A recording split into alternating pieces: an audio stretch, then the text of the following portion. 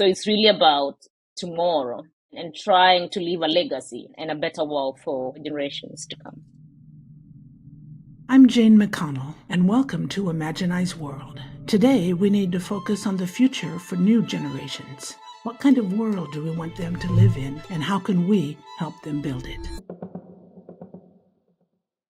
Greetings, everyone. Today I'm with Joyce Kimutai, a climate scientist from Kenya.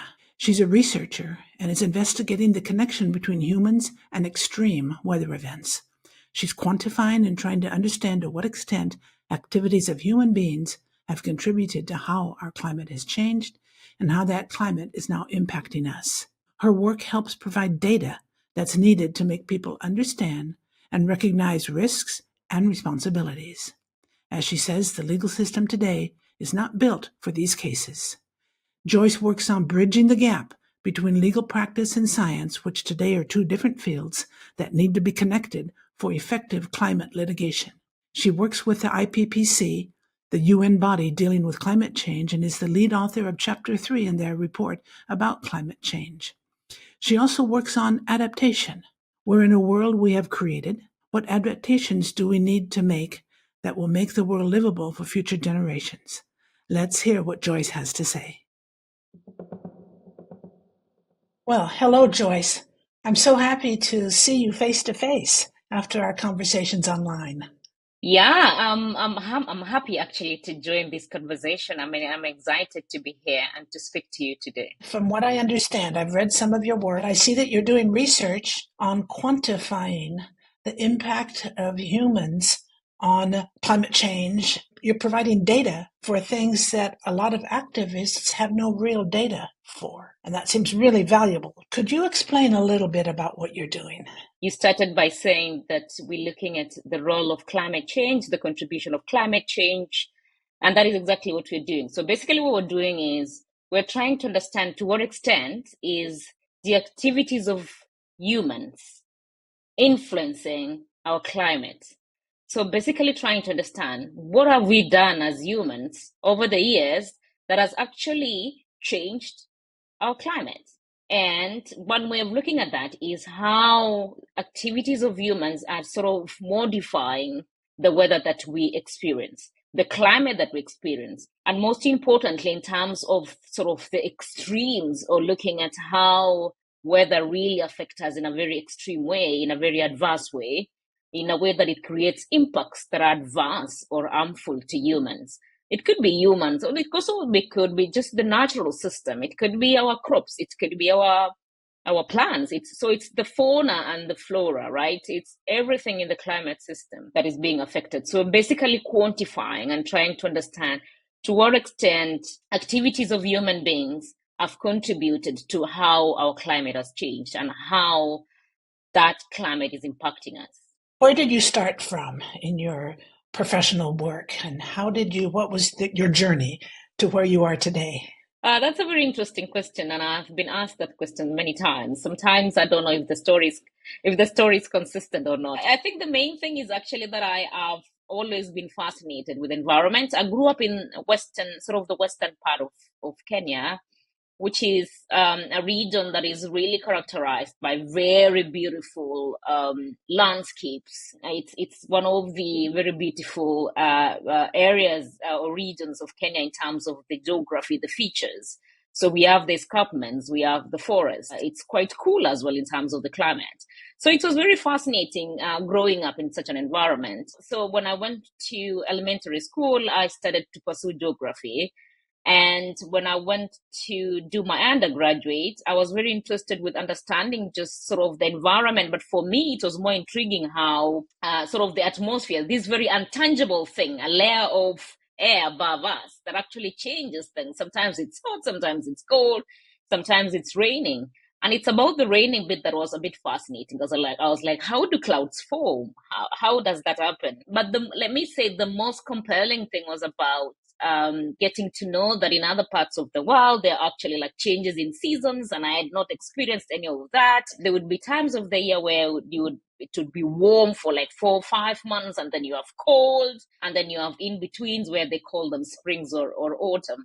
And so for me, I was like, it can really be interesting to learn more about this. So at that moment, I had not even thought about climate change at all. It was just sort of the interest and the fascination of the environment and how sort of there's the interplay of everything in it. You talk about the human influence on the heavy rainfall that caused flooding in Kenya, and you did it over 3 years, 2012, 2016, 2018.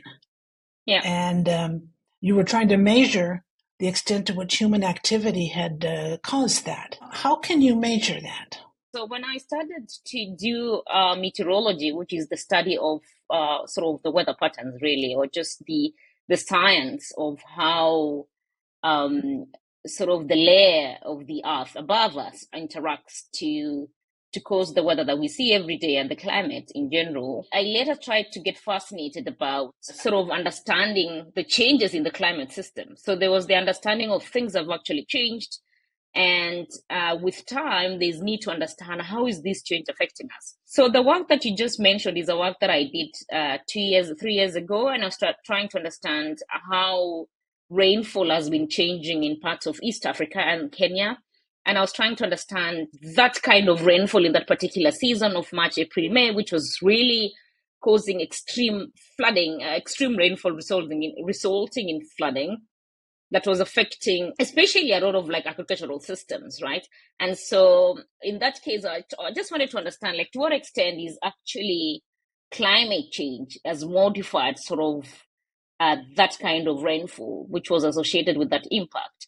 And so with that, you're trying to just quantify how much the emissions of greenhouse gases in the atmosphere actually modifying the rainfall in parts of the world. And this specifically was looking at East Africa to understand how was that modification happened for that particular region. By looking at the emission of greenhouse gases, you can draw conclusions then. What greenhouse gases does is it sort of causes the warming. So it causes something called, that's why it's called greenhouse. It's called a greenhouse effect. Greenhouse effect is basically sort of the, using very lay languages, that it sort of causes a blanket that covers, that traps heat, and that heat trapped in the earth sort of over time causes the warming of the planet. You talked about the importance of this work because of vulnerable people, societies that don't have a lot of resilience to these things, and that your work could be used as a basis for scientists to learn more that can help these vulnerable people. That's correct. So basically what happens and what has been happening in this part of the world is that we've had seasons of prolonged droughts, and then they're really punctuated by extreme rainfall events.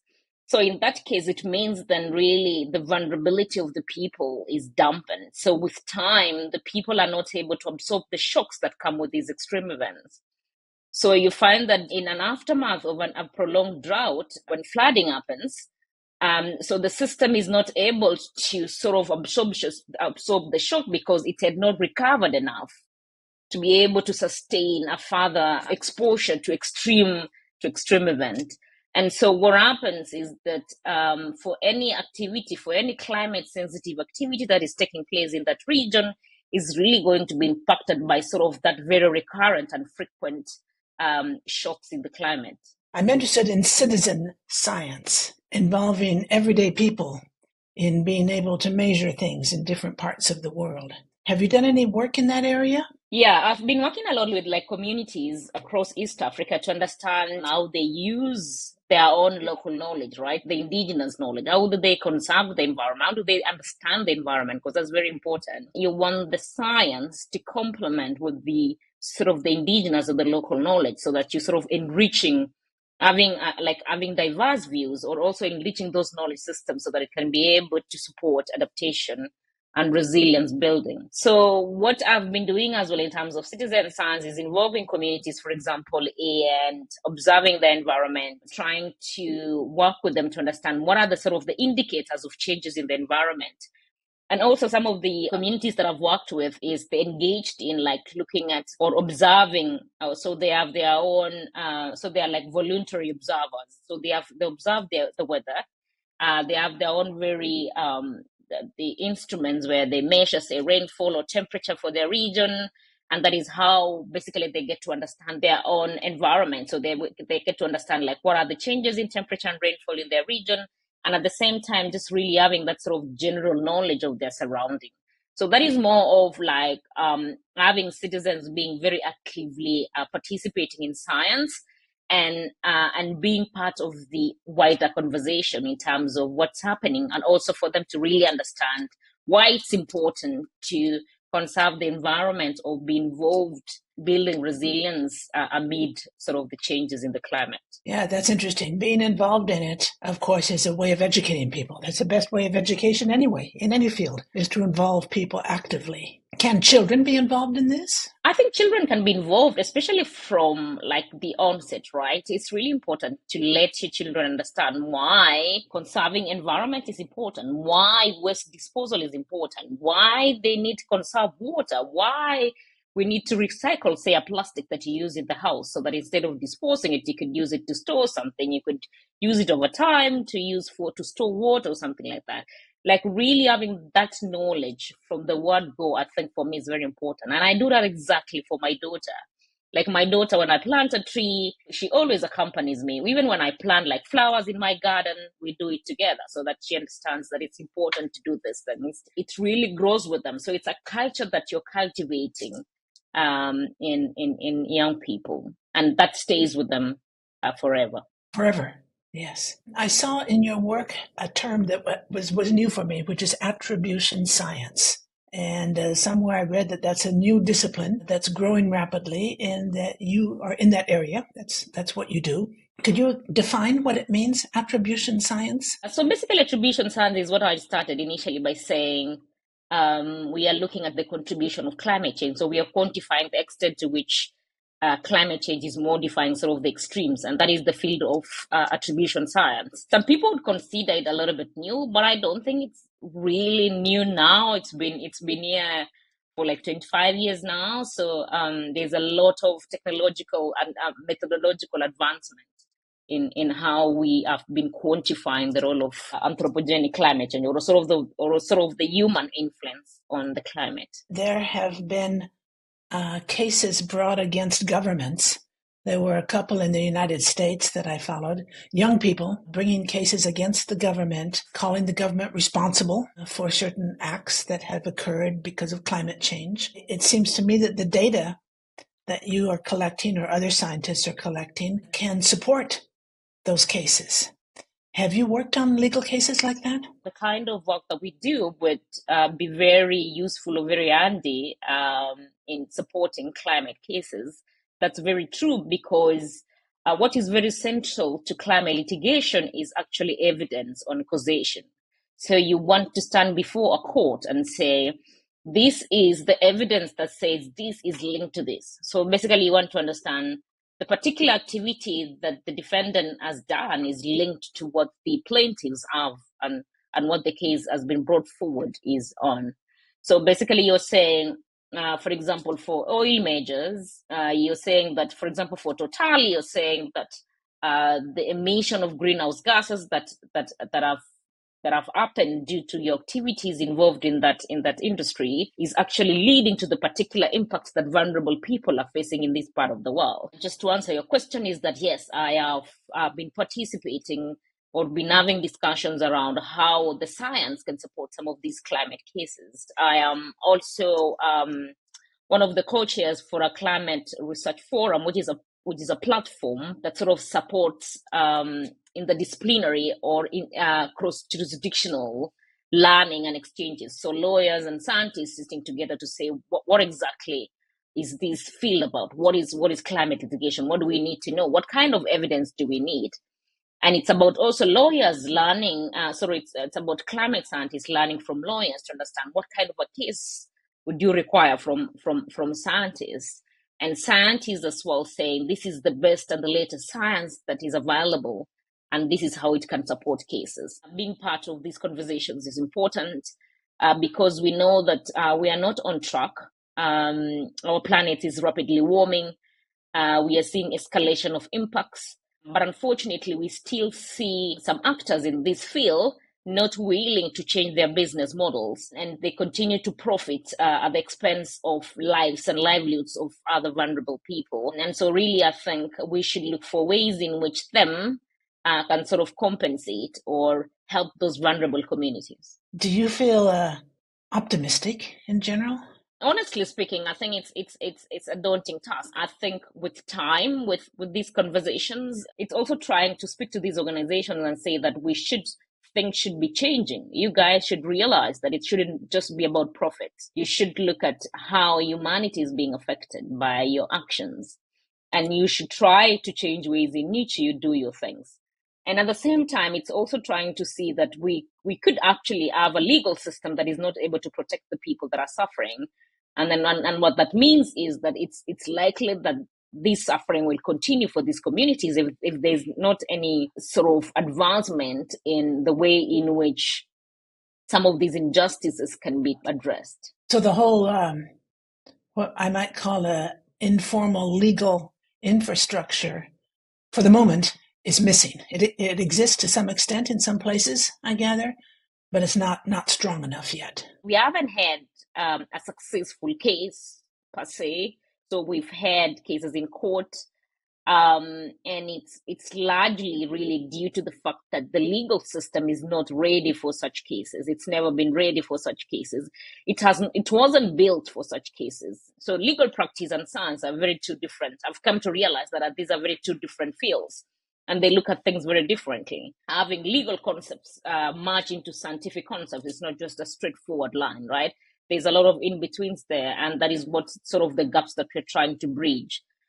So basically, me explaining my attribution findings to a lawyer is not just straightforward. The lawyer can just stand before a court and explain that in a way that is very convincing and in a way that he can prove that it's epistemologically correct or the methodologically sound. We still need to do some work in terms of these two fields coming together. I think people who feel depressed about climate change should be very interested in hearing that work is being done that could deliver real proof that it is happening and that there are things that could be done to prevent it. And I think the most important thing is that people can actually be held responsible and held liable as well. I saw that there's a UN group, the IPCC, the Intergovernmental Panel on Climate Change, and that you worked on a report with them. Do you think this UN group is helping make a difference? This is really the mandated authority, the global authority, to provide the latest, the best available science. Through the work of this body that we've learned, the world has got to understand a lot about what's happening to our planet and what changes have been occurring to our planet and what are sort of the impacts and how, and sort of trying to discuss what are the options that are available to sort of adapt to these changes, and also to try to mitigate some of the causes that are causing these changes. So I think IPCC is a very, very fundamental, very crucial body that has really provided the science. It has furthered the discussion. It's also supporting the negotiations of the United Nations Framework on Convention on Climate Change, which is sort of the negotiating body that tries to bring parties or countries together to agree on ways of sort of providing solutions for a better planet. One thing that I've heard about, and I'm not really sure what it means, I think you talked about it. You talked about adaptation options. And I guess that means that there are things that can be done to adapt to a situation to help mitigate some of the damage. Is that what it is? Yeah, so that is what it is. It's basically understanding that changes have happened. We are in a world that things have changed.